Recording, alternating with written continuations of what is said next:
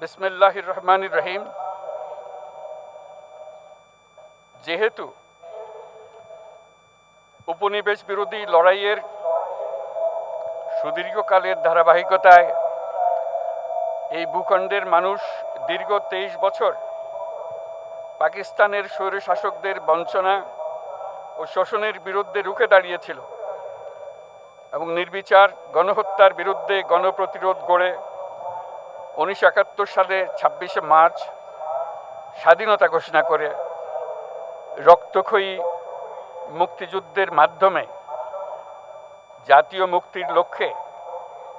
বাংলাদেশ রাষ্ট্র প্রতিষ্ঠা করেছিল। এবং যেহেতু বাংলাদেশের আপামর জনগণ দীর্ঘ আন্দোলন সংগ্রামের মধ্য দিয়ে এই ভূখণ্ডে স্বাধীনতার ঘোষণাপত্রে বিবৃত সাম্য, মানবিক মর্যাদা, সামাজিক সুবিচারের ভিত্তিতে উদার গণতান্ত্রিক রাষ্ট্র বিনির্মাণের আকাঙ্ক্ষাকে বাস্তবায়নের জন্য সর্বোচ্চ ত্যাগ স্বীকার করেছে, এবং যেহেতু স্বাধীন বাংলাদেশের 1972 সালের সংবিধান প্রণয়ন পদ্ধতি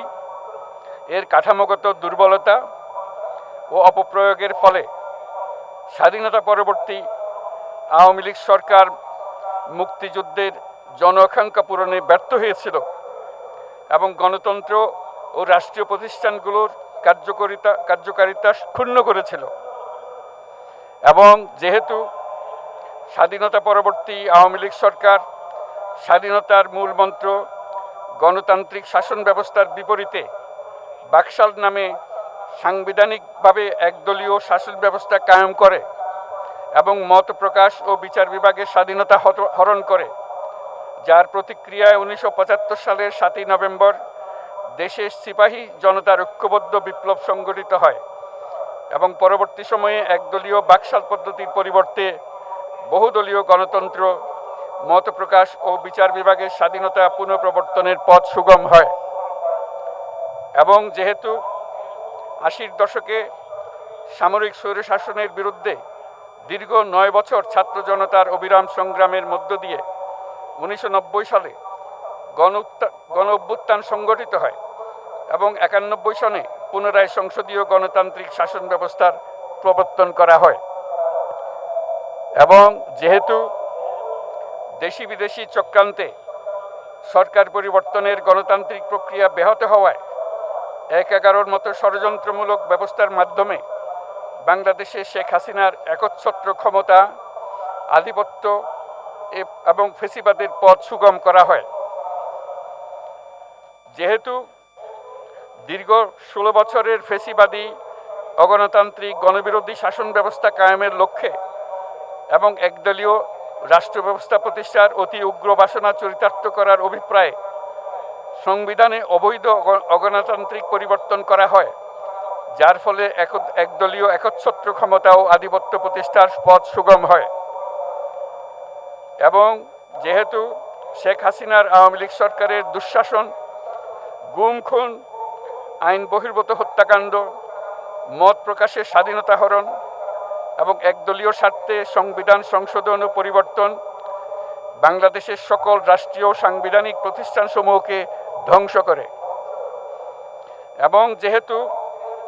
হাসিনা সরকারের আমলে তারই নেতৃত্বে একটি চরম গণবিরোধী, একতান্ত্রিক ও মানবাধিকার হরণকারী শক্তি বাংলাদেশকে একটি ফেসিবাদী, মাফিয়া এবং ব্যর্থ রাষ্ট্রের রূপ দিয়ে আন্তর্জাতিকভাবে বাংলাদেশের ভাবমূর্তি ক্ষুণ্ণ করে, এবং যেহেতু তথাকথিত উন্নয়নের নামে শেখ হাসিনার ফেসিবাদী নেতৃত্বে সীমাহীন দুর্নীতি, ব্যাংক লুট, অর্থ পাচার ও অর্থনৈতিক প্রতিষ্ঠানগুলিকে ধ্বংসের মধ্যে দিয়ে বিগত পতিত দুর্নীতিবাজ আওয়ামী লীগ সরকার বাংলাদেশ ও এর অমিত অর্থনৈতিক সম্ভাবনাকে বিপর্যস্ত করে তোলে এবং পরিবেশ, প্রাণ বৈচিত্র্য ও জলবায়ুকে বিপন্ন করে। এবং যেহেতু শেখ হাসিনার ফ্যাসিস্ট সরকারের বিরুদ্ধে রাজনৈতিক দল, ছাত্র শ্রমিক সংগঠন সহ সমাজের সর্বস্তরের জনগণ গত প্রায় 16 বছর যাবৎ নিরন্তর গণতান্ত্রিক সংগ্রাম করে জেল জুলুম, হামলা মামলা,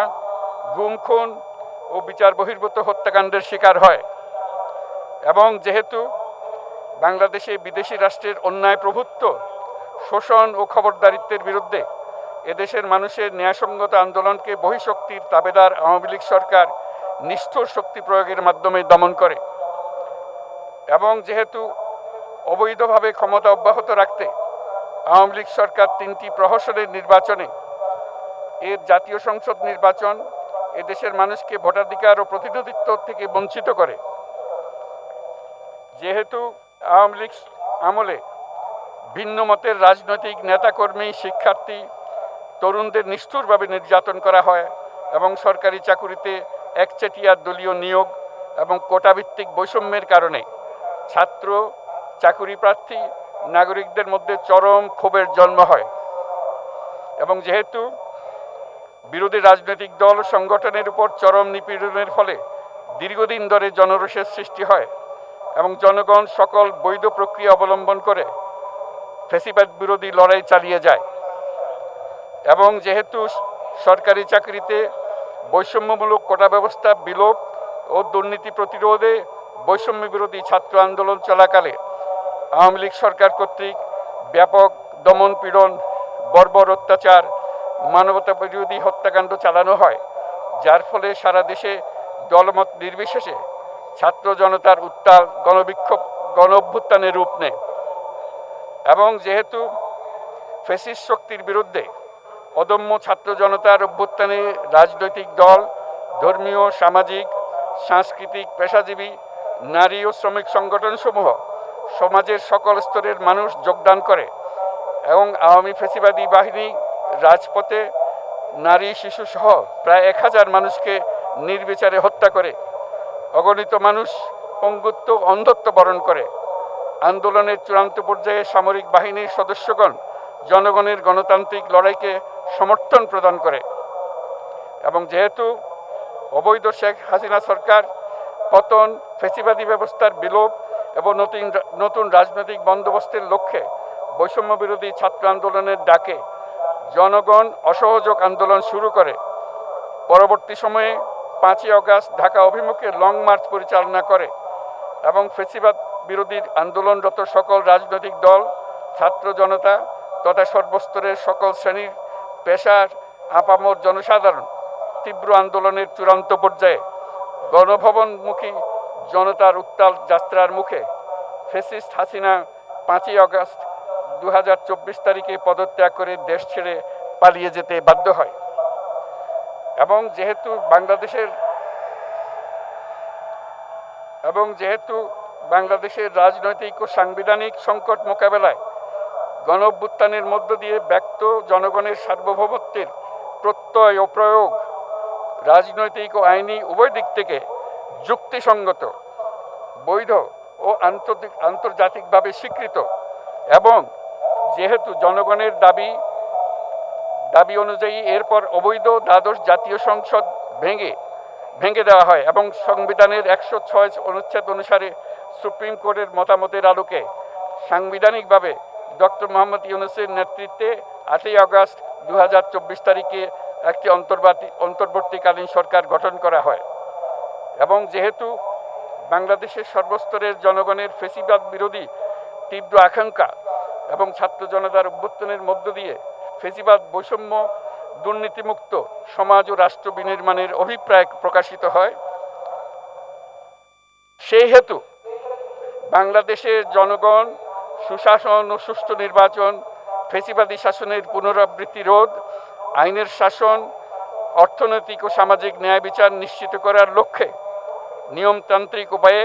বিদ্যমান সংবিধান ও সকল রাষ্ট্রীয় সাংবিধানিক প্রতিষ্ঠানের গণতান্ত্রিক সংস্কার সাধনের অভিপ্রায় ব্যক্ত করে। এবং সেহেতু বাংলাদেশের জনগণ বিগত 16 বছরের দীর্ঘ ফ্যাসিবাদ বিরোধী আন্দোলন সংগ্রামকালে এবং 2024 সালের জুলাই গণঅভ্যুত্থানকালীন সময়ে ফ্যাসিস্ট আওয়ামী লীগ সরকার কর্তৃক সংগঠিত গুম, খুন, হত্যা, গণহত্যা, মানবাধিকার বিরোধী অপরাধ ও সকল ধরনের নির্যাতন, নিপীড়ন ও রাষ্ট্রীয় সম্পত্তি লুণ্ঠনের অপরাধসমূহের দ্রুত উপযুক্ত বিচারের দৃঢ় অভিপ্রায় ব্যক্ত করছে। সেহেতু বাংলাদেশের জনগণ জুলাই জনগণের সকল শহীদদের জাতীয় বীর হিসেবে ঘোষণা করে শহীদদের পরিবার, আহত যোদ্ধা এবং আন্দোলনকারী ছাত্র জনতাকে প্রয়োজনীয় সকল আইনি সুরক্ষা দেওয়ার অভিপ্রায় ব্যক্ত করেছে। এবং সেহেতু বাংলাদেশের জনগণ যুক্তিসঙ্গত সময়ে আয়োজিতব্য অবাধ ও সুষ্ঠু ও নিরপেক্ষ একটি নির্বাচনের মাধ্যমে গঠিত জাতীয় সংসদে প্রতিশ্রুত প্রয়োজনীয় সাংবিধানিক সংস্কারের মাধ্যমে দেশের মানুষের প্রত্যাশা, বিশেষত তরুণ প্রজন্মের আকাঙ্ক্ষা অনুযায়ী আইনের শাসন ও মানবাধিকার, দুর্নীতি, শোষণমুক্ত, বৈষম্যহীন ও মূল্যবোধ সম্পন্ন সমাজ এবং গণতান্ত্রিক রাষ্ট্র ব্যবস্থা প্রতিষ্ঠার অভিপ্রায় ব্যক্ত করেছে। এবং সেহেতু বাংলাদেশের জনগণ এই প্রত্যাশা ব্যক্ত করছে যে একটি পরিবেশ ও জলবায়ু সহিষ্ণু, অন্তর্ভুক্তিমূলক, টেকসই উন্নয়ন কৌশলের মাধ্যমে